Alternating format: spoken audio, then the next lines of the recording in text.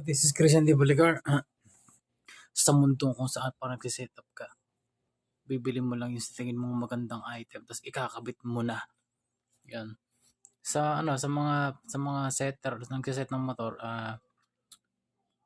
hindi tayo basta setup ng setup, hindi tayo basta bili ka na, nagandahan mo, ikakabit mo sa motor mo, hindi. May pagbabagay yan, bumabagay sa overall looking.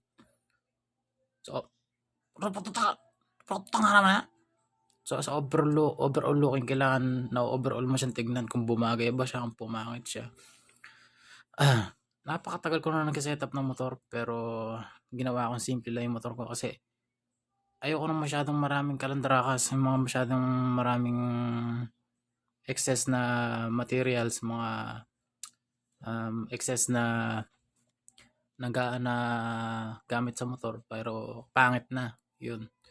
Kaya ginawa simple. Papakita ko sa inyo pag natapos yung motor ko. Papakita ko sa inyo kasi wala akong trabaho pero nag-iipon ako. Nabali kasi kamay ko kaya siguro mga 1 month pa bago ko maipakita. Papakita ko sa inyo para makakuha kayo ng tips and guide kung paano pagagandahin ng isang motor nang hindi OA, hindi sobra sa accessories, hindi siya sumobra sa accessories. Kasi guys, ang pagse-setup ng motor hindi yan basta bibili mo lang. Pinag-iisipan ng napakatagal. 10 years of the making, 8 years of the making ng motor ko. Ngayon ko lang napagtanto na dapat pala simple lang. Kasi ganun talaga gusto ko, simple lang. Nung pag una ka nagkaroon ng motor, bibili mo talaga ng sa tingin mo maganda. And then, sa pagtagal na maglipas ng panahon, naluluma yung mga binili mong mga accessories ng motor. Tapos pumapangit na yung motor mo, naluluma yung accessories. Pumapangit siya. Kaya sabi ko, huwag ko na lagyan ng accessories kasi naluluma. Kunyari, yung dilaw, nagiging dilaw na mapusyaw. Ganun. Pangit yung kulay. Tsaka sa kulay, nagkakatalo tayo sa kulay kasi hindi pwedeng iba-iba yung kulay ng accessories ng motor mo. Sa malayo pala, pag tinignan mo, karang Christmas light. Puta na. Karang Christmas light na iba-iba kulay. Kapangit tignan. Wala siyang basis na kulay ng motor talaga. Kung yung kulay ng motor mo is black, partner mo ng white, okay yun. Puro white. Pero hindi marami accessories. Sabihin yung bags lang white. Ganun. Upuan white. Ganun lang. Simple lang siya para masarap tignan. Kasi sa karamihan sa atin, pag nagsisetup ng motor, bibili ko ng axle cap sa harapan. Hindi naman pasok sa panlasang iba. Kumbaga, bibili ka yung kapag nakita yung motor mo na nakasetup, ay wow, forma. Ganun, mapapaporma sila. Hindi yung kasi kahit napakaganda ng motor, kahit napakarami nakakabit sa motor mo, kung masagwa tignan, hindi mapapaw yung matitingin. Kasi ang pagsisetup ng motor, IQ ang pinapagana. IQ kung paano naging maporma yung motor mo.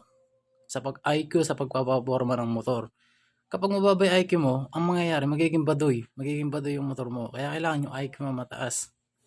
Kasi ako, pinapaporma ang motor, kung sinong tumingin, general siya, kung sinong makatingin, sasabihin ng maganda. Kasi yung taste natin minsan, sa atin lang maganda, pero sa ibang tao, sagwa pala, di ba? Sa atin maganda yun, sa iba pala masagwa. It takes time and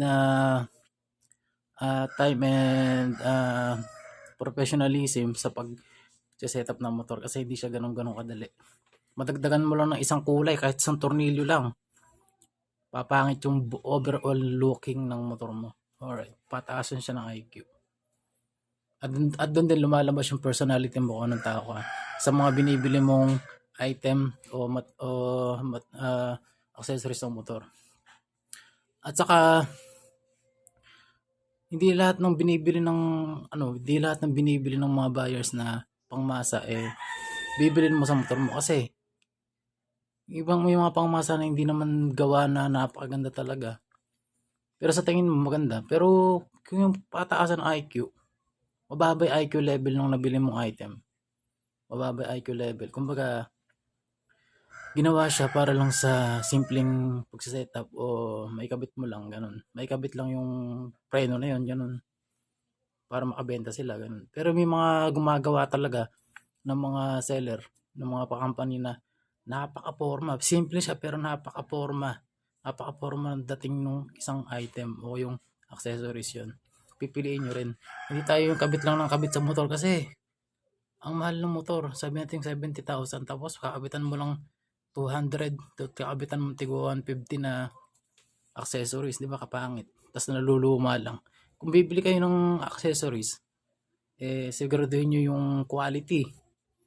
Huwag kayong bibili sa motor kasi pera yan, nasasayang yan. Kahit 200 lang yan, nasasayang sa pansamantala. Merong mga may mga